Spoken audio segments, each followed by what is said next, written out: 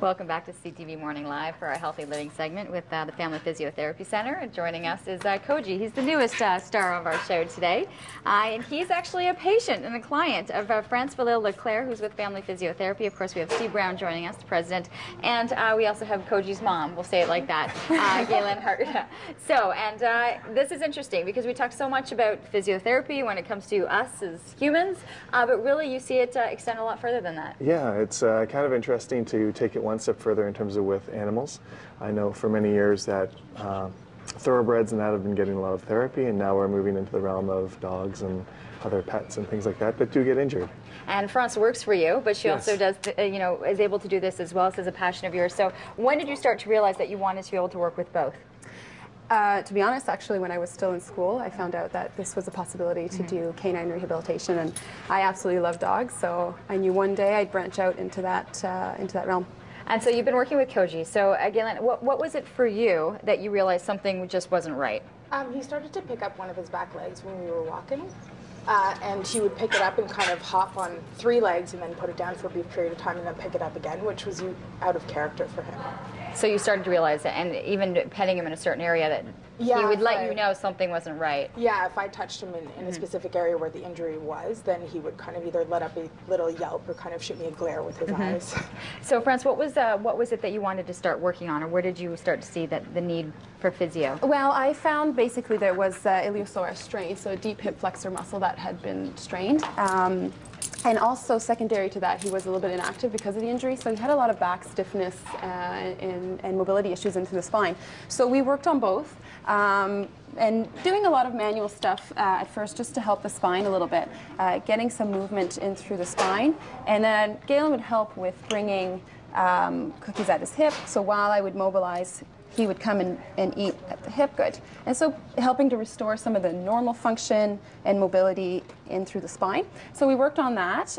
We worked on releasing some of the scar tissue that had built up in through the deep hip flexors. This looks like very similar movement that you would be doing, on an individual. Yeah, so essentially actually canine rehabilitation is based on physiotherapy in the human population, and a lot of the treatment techniques, I mean, I take everything from what I've done in the human side and then I bring it to the dog, so just changing a bit of the orientation. Just the treats are different. The treats are a little different. And the rewards are a little different, yeah. We use chocolates for the humans, we use celery for the way would probably work. You get more people doing their physio if you get chocolate every time they'd have to do something.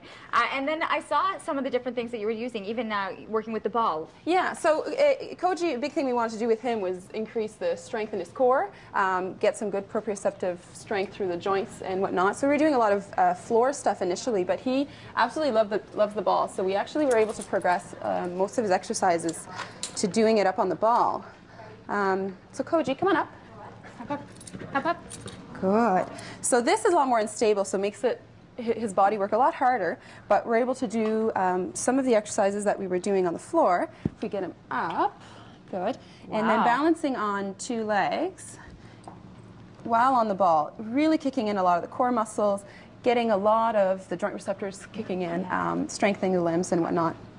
That's amazing. Yeah. We know how hard it is to do to stand on the ball as it is, to be able to do that like that. Yeah, so he'll sit, he'll stand, he'll beg, he'll do just about anything on the ball now. Yes, thank you. Now, if I could just make some reference to some of the pictures that we have behind you as well. We're using similar instruments that we were doing, ultrasound or interferential? Is that what it looks so this like? is actually an ultrasound. So we were doing some of that to Koji to help accelerate the tissue healing in through the hips, help with swelling.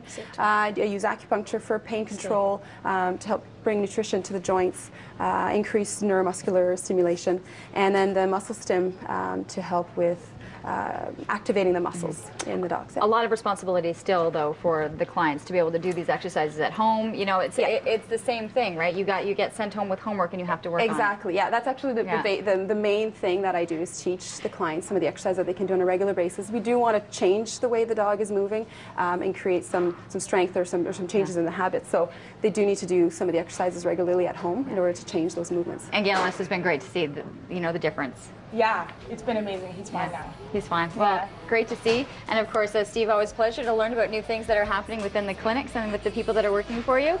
You can check out more information, of course, familyphysio.com. We have to take a commercial break, so plenty more to come right after this.